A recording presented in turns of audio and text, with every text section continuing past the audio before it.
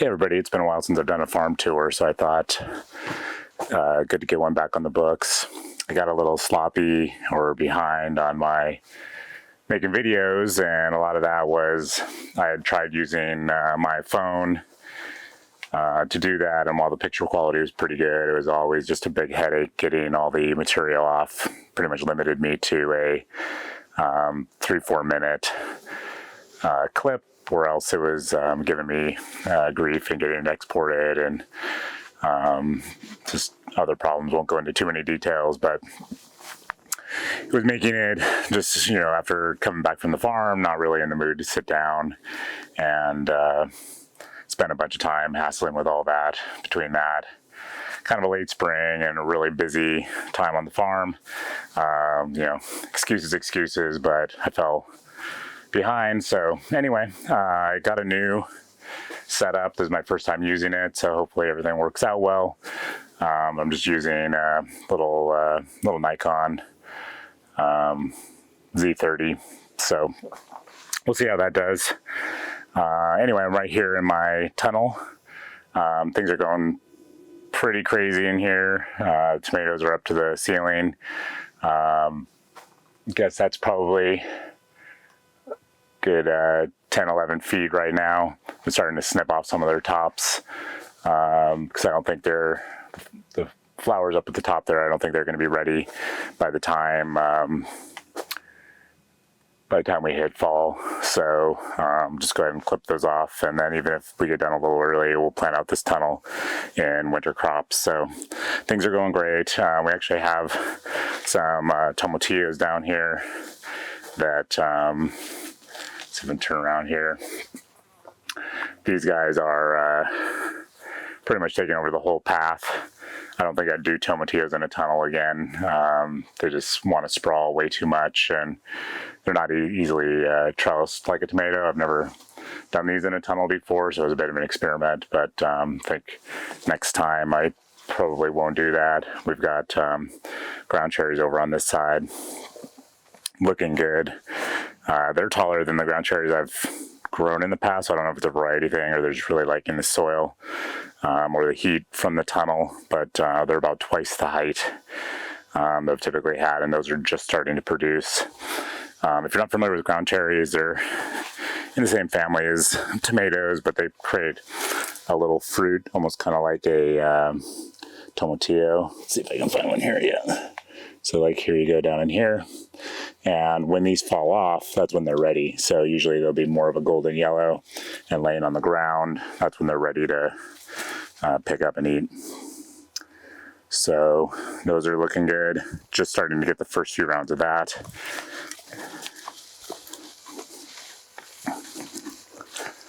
Start getting out of here. We've got peppers, a bunch of these are the shisho peppers over here. We got padrones on the other side, some hot peppers, and some other good stuff. So just doing a little bit of a farm tour today. This is our perennial bed. This is one of the older beds on the farm, so it's pretty far along. We've got like an almond tree here that's just going nuts. Over here we've got mulberries, a couple different cherries. We got a being and a rainier up here.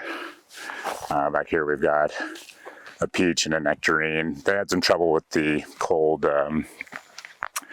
this spring, and half the peach sort of died off. So I'm probably going to do a grafting project, see how it works this fall. We'll graft that down, cut it off, take some of the branches from above, graft them down below, and so we can get the shape better on that. This one's had a little bit of trouble too.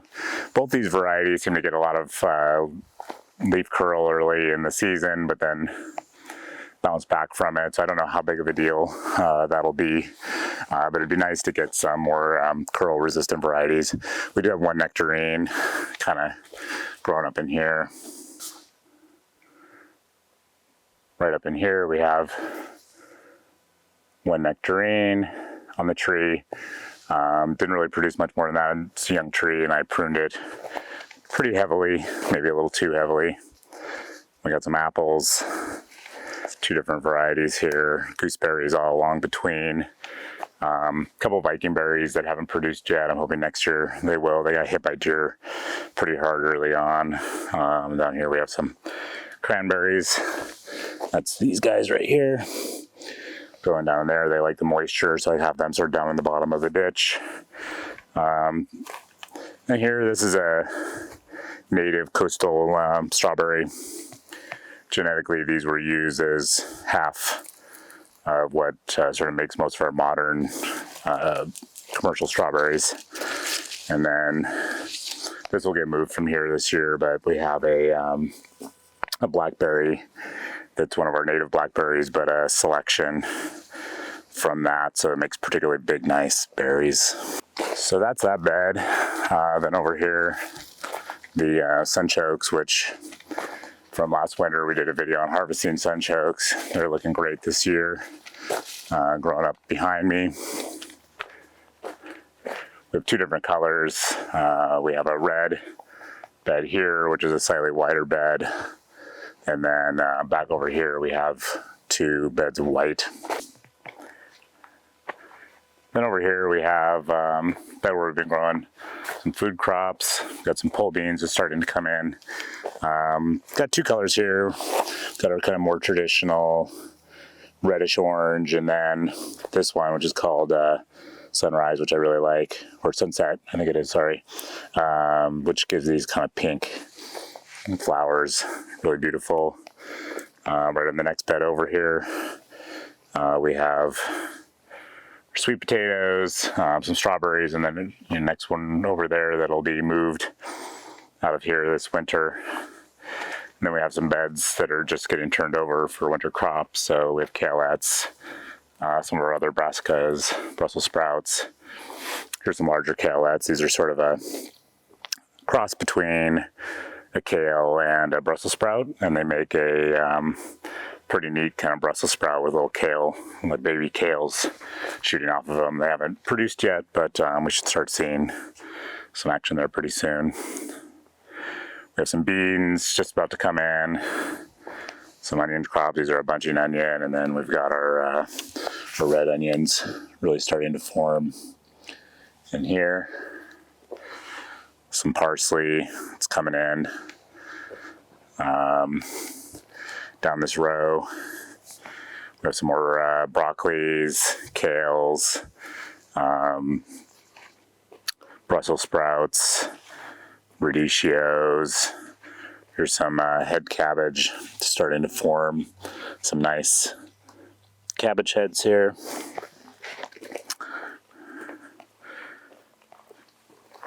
Got some beets, which we've been harvesting off of. Those are pretty much ready to come out. We have some new beets coming. Collard greens. This is a broccoli called Noble Jade. It makes a shoot, which you eat almost more like an asparagus shoot that are really tender. Sometimes we'll get some little white flowers on them. I don't see them now, but they're kind of fun way to go. And then here we have some lettuce. It's pretty much ready to come out. Some more broccoli, some radicchios that need to get pulled out for fall crops, new set of beets, some more beets there, some celery, cilantro. We're letting the cilantro bolt, get some flowers and seeds. And then we have some younger cilantro coming here, some kale, some more Brussels sprouts, which we'll plant other winter crops in under that. And then last in this bed, we have a row of cedars. These were transplanted as from seed, put in this bed to grow up a little bit, but this winter we'll be putting those out along the borders and some other areas in our woods. We've been using a lot of these stumps for acidic loving crops. So back here we have like a high bush cranberry, which is a viburnum. Hasn't made berries yet, but is really loving that acidity. Things like, you know, your blueberries and huckleberries and most other berry bushes like acidity, so we take advantage of the big cedar stumps. Here's a fun one. This is a strawberry spinach. It's related to spinach, but it grows these sort of strawberry-like clusters. Here's a kind of a good, more ripe one. And these taste actually an awful lot like a strawberry. They're quite juicy and kind of tastes like if you blended up maybe a strawberry and some spinach together. It's kind of what you get there. Over here we have our nursery. Doing some loquats, some persimmons. We have hibiscus, little dinosaur food, Viennese coriander, grapes and kiwis, some wild roses, all kinds of fun stuff in here. We have a hardy jasmine on this side, which we need to get planted out. One of my to-dos coming up here is getting a lot of the vining crops planted, some horseradish in these tanks that we've been propagating out, and then we have a lot of perennials here that need to get planted out, so they have a little time to get established for the fall and really go strong next winter. Got a little new garden here, a row of raspberries. These were just put in this year. They need a trellis, which I'll do when I'm doing the vining stuff, and then this side of the bed will be fruit trees and more sort of perennial stuff. Got some more beds cleaned up here. These are going to be ready to go with some winter stuff. We already have a little kale in over here, some Chinese cabbages. They went in a little early. One of them's kind of bolting, but we might see them produce out something. Asparagus under the sea berries, or sea buckthorn. They're ready to harvest. Got these orange berries, and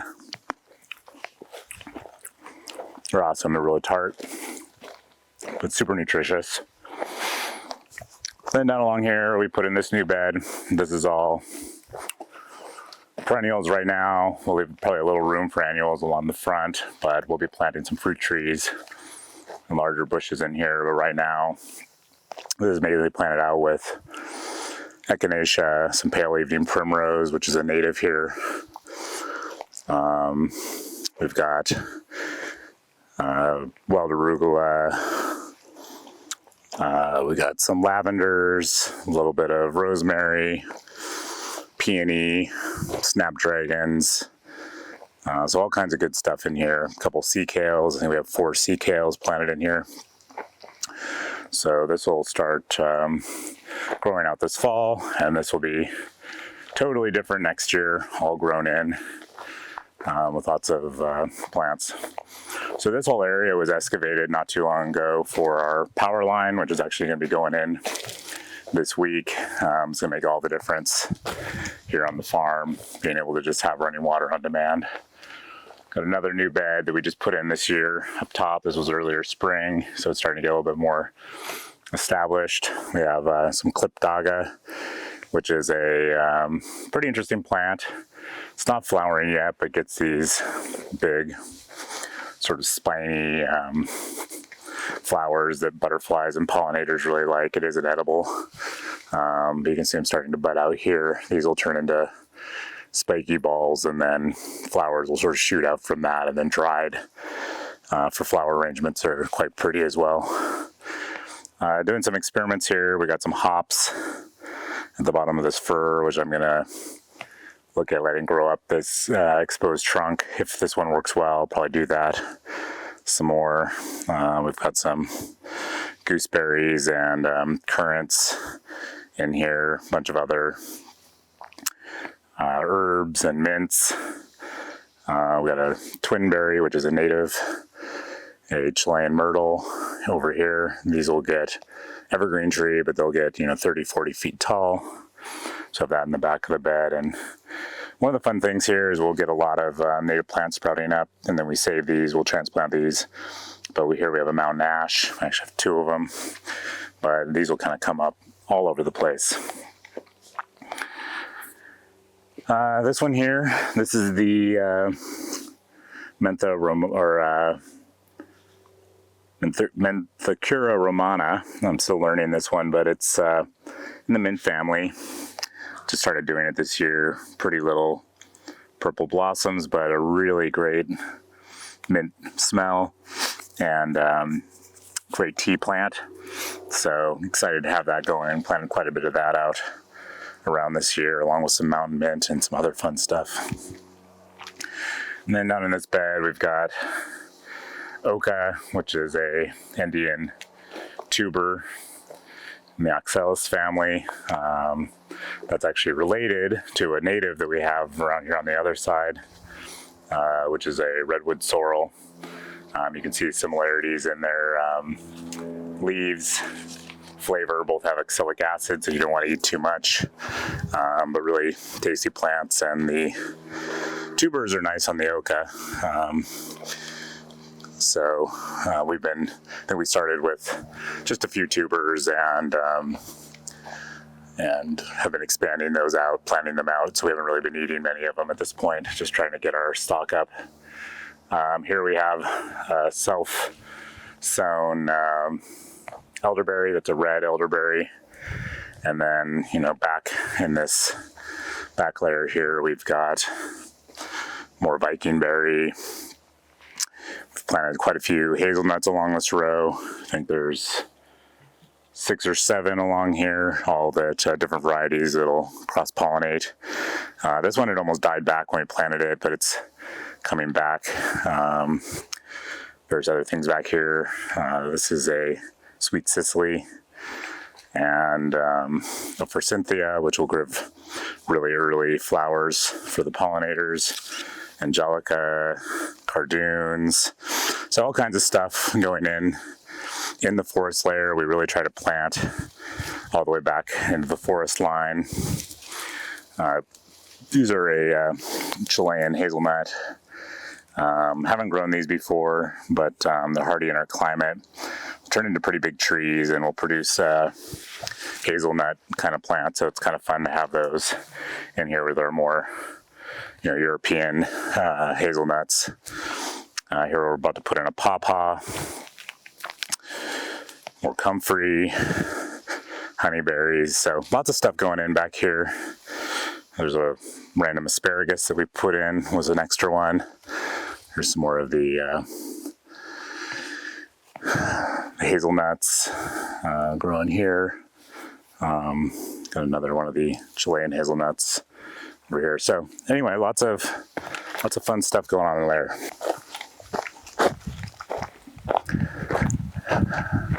Coming over to our power area. This is where our power will be going in. Give you a little update on what we've been doing with the well. So in here, the lineman will come on Tuesday this week to connect in the line. We'll finally have power. We've been using a generator to run our irrigation.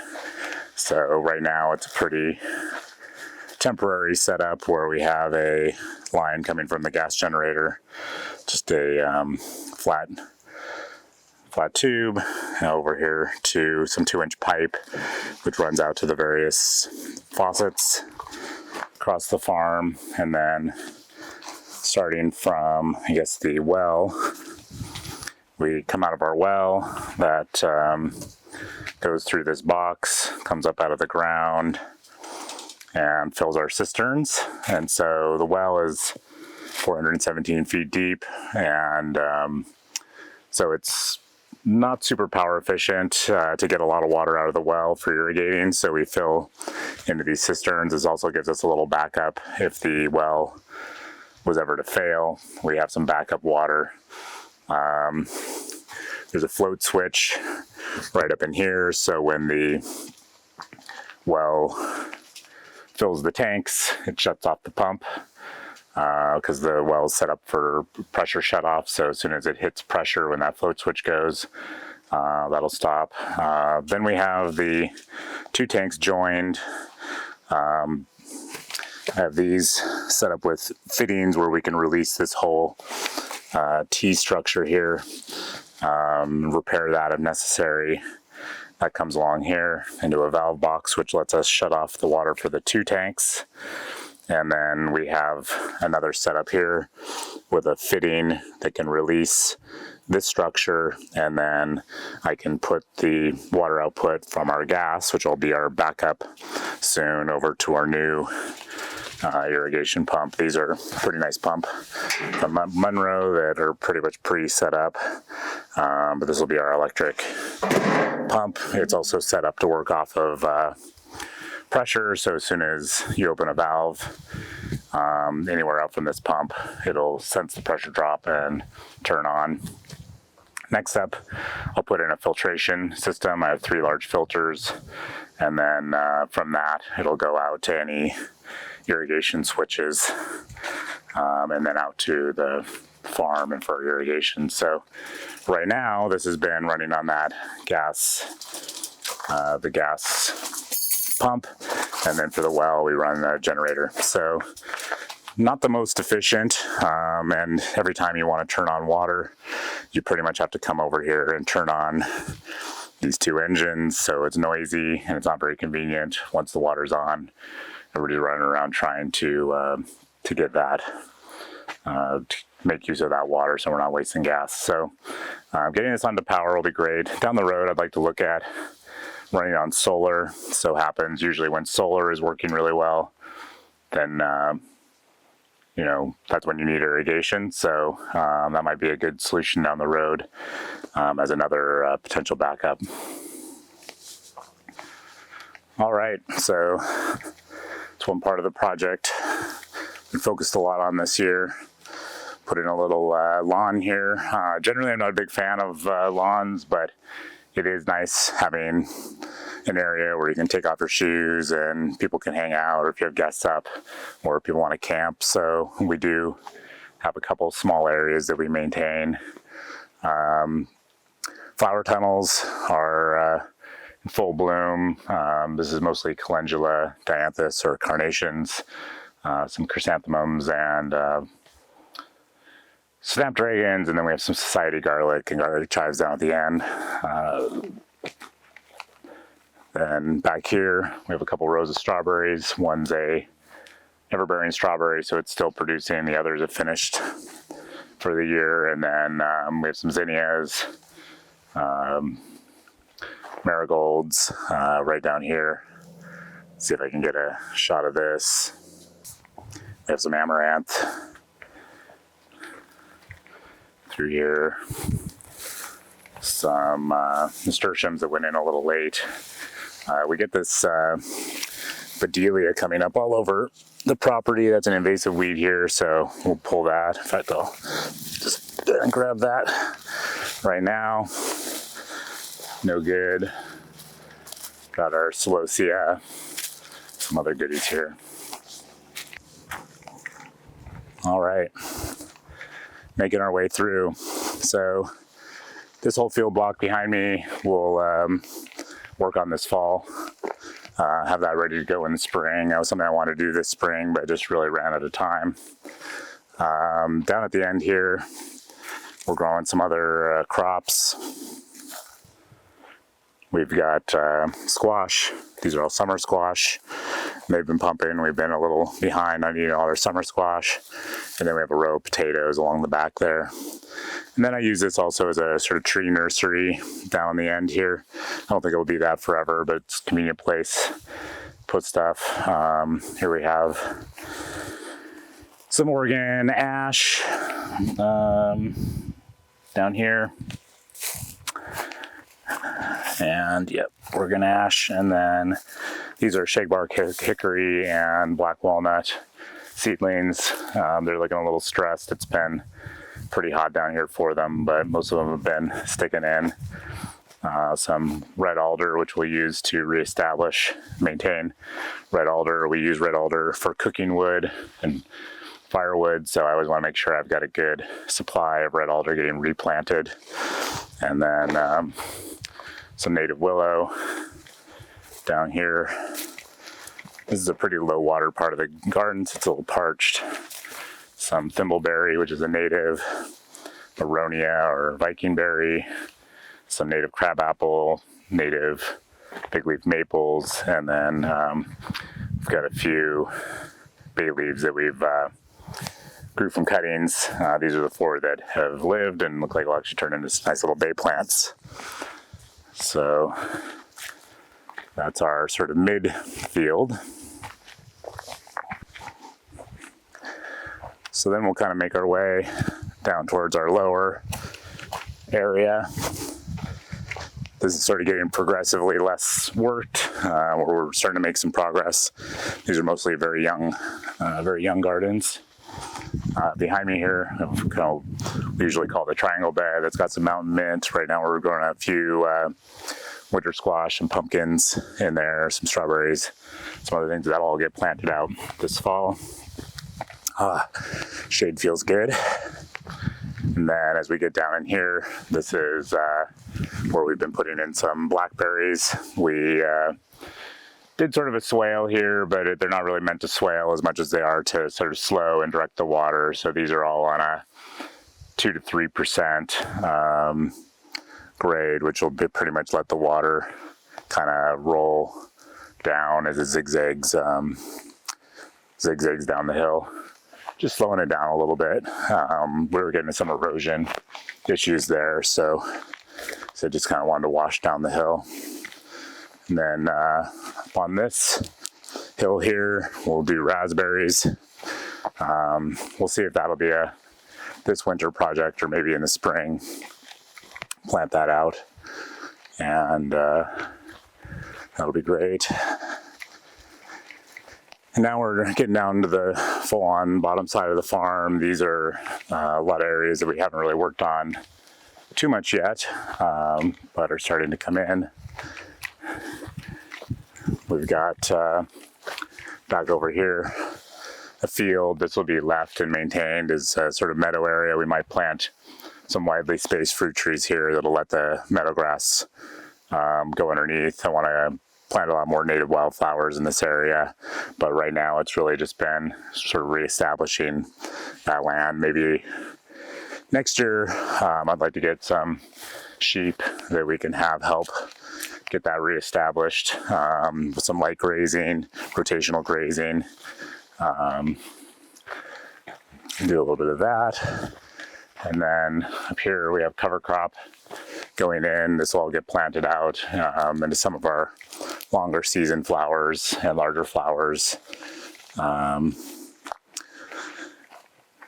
next year. But right now we're just really trying to get that soil built. It wasn't in very good condition down here. So we've got sorghum, oilseed radish, cilantro, several kinds of clover, annual and biennial, some other crops in there. So that's creating a nice ecosystem. And of course, all the flowers that we have on the oilseed radish and soon the cilantro is great for the pollinators.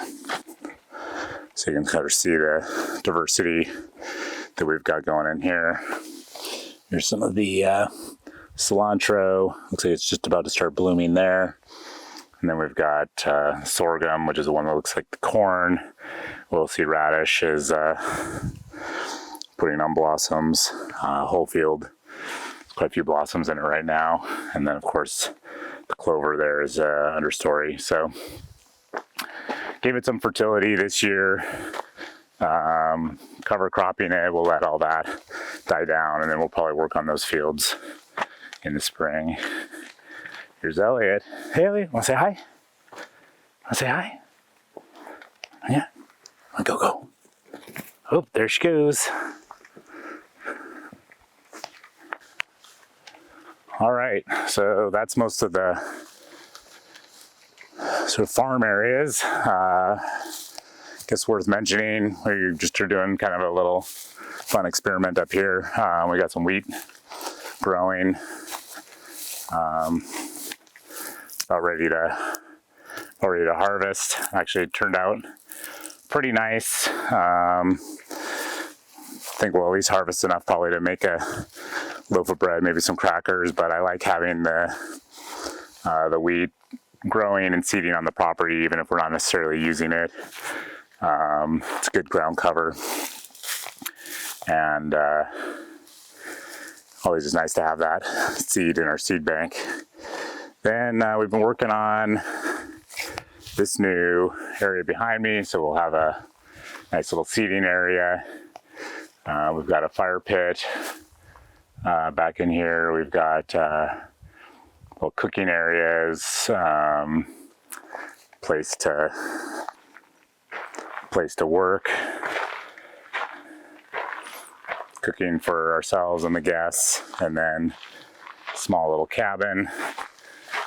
This is a sort of temporary cabin structure. It can be taken down, moved, but it's pretty nice. It's all canvas. This is still being worked on, but kind of a nice place to be able to sit down on a porch, take a break, and it's centered over this field. So when this is all sunflowers and dahlias and other beautiful flowers down below, it'll be a great place to hang out.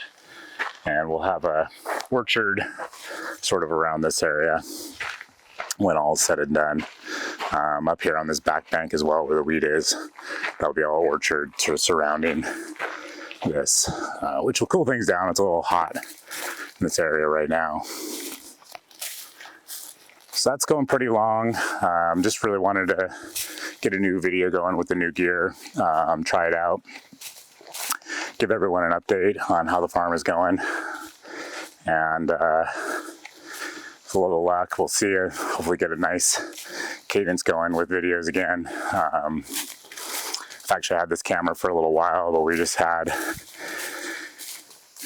big deadline after big deadline, so it's one of the easiest things to stop doing. I've actually made a few videos that I just never put up because it's actually much easier to film the video than it is to find the time to sit down in the evening when you're tired after working all day on the farm to put the video up. So hopefully now the process should be a little easier and be able to get more videos online. And here we are back up to the top and pretty much back where we started. So that's it. If you want to see more videos, you like what we're doing up here, want to keep up to speed, like, subscribe, ring the bell, all the typical YouTube stuff.